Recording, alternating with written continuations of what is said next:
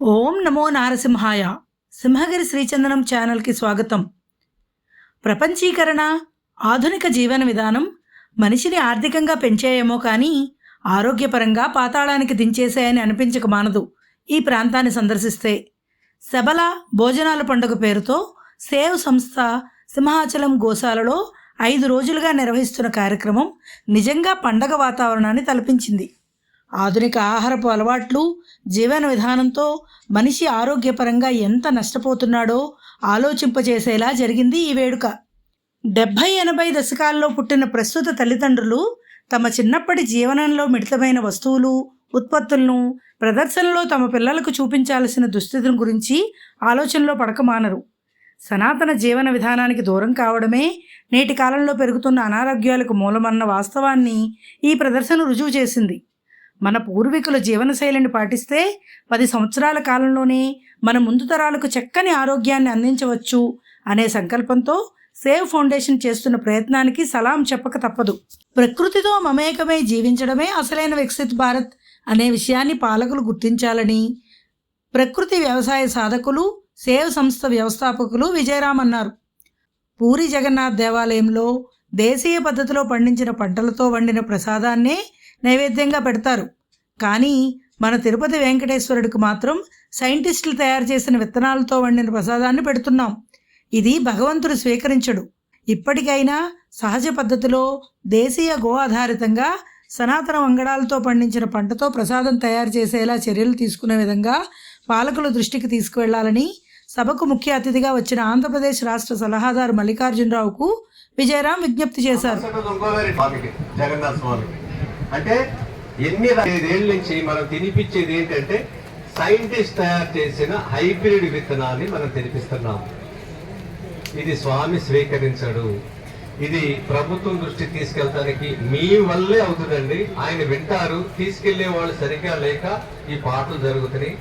ప్రజలు ఇది కోరుకుంటున్నారంటే నిదర్శనం అండి. ఇంతమంది పల్లె జీవన శైలి, గో ఆధారిత వ్యవసాయం, రసాయనాలకు దూరంగా పండించిన పంటలు, వాటిలోని ఆరోగ్య ప్రయోజనాలు, తరతరాల మన వంటింటి వస్తువుల్లో దాగి ఉన్న ఆరోగ్య రహస్యాలను తెలియజెప్పేలా రూపొందించిన స్టాల్స్ చాలా ఆకట్టుకున్నాయి. గోవర్ధనగిరి మహేష్ తీసుకొచ్చిన దేశీయ గోవులు ఈ ప్రదర్శనకు ప్రత్యేక ఆకర్షణగా నిలిచాయి.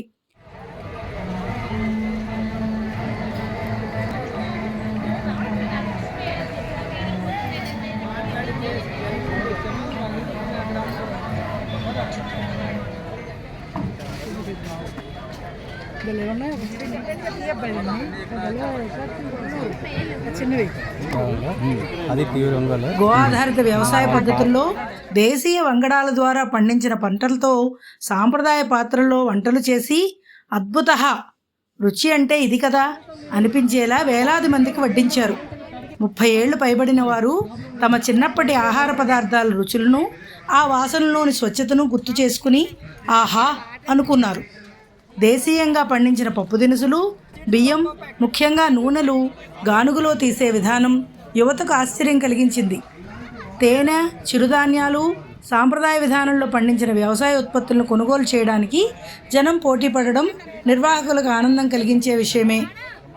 5 రోజుల కార్యక్రమంలో సుమారు 50,000 మంది హాజరయ్యారని నిర్వాహకుల అంచనా.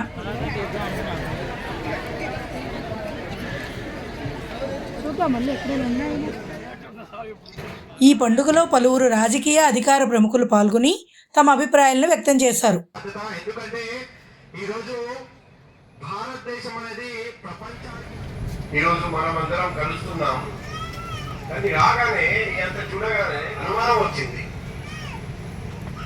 ఏ సంవత్సరం ఇది 2026 లేకపోతే 1026?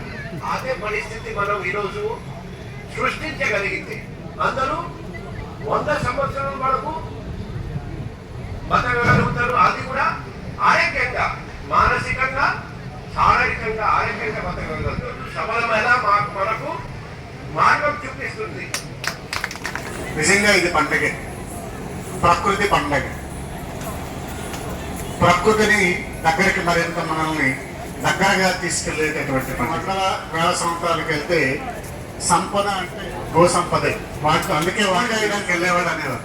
సుమరు గాయడం అంటే సొమ్ములు అంటే మన భాషలో సంపద. ఆవు దగ్గరికి వెళ్తే వచ్చే చిన్న ఒక ఆర్డర్ వస్తుంది, చిన్న స్మెల్. అది మళ్ళీ మీకు మరి ఎక్కడికి వెళ్ళినా దొరకదు, ఈవెన్ గేదెల దగ్గరికి వెళ్ళినా దొరకదు. అది అనుభవించిన వాళ్ళకి తెలుసు దాని తాలూక ఆ తీయదనం, ఆ తాలూక వాసన, మట్టి వాసన అంటారు ఆ వాసన. ఓం నమో నారసింహాయ.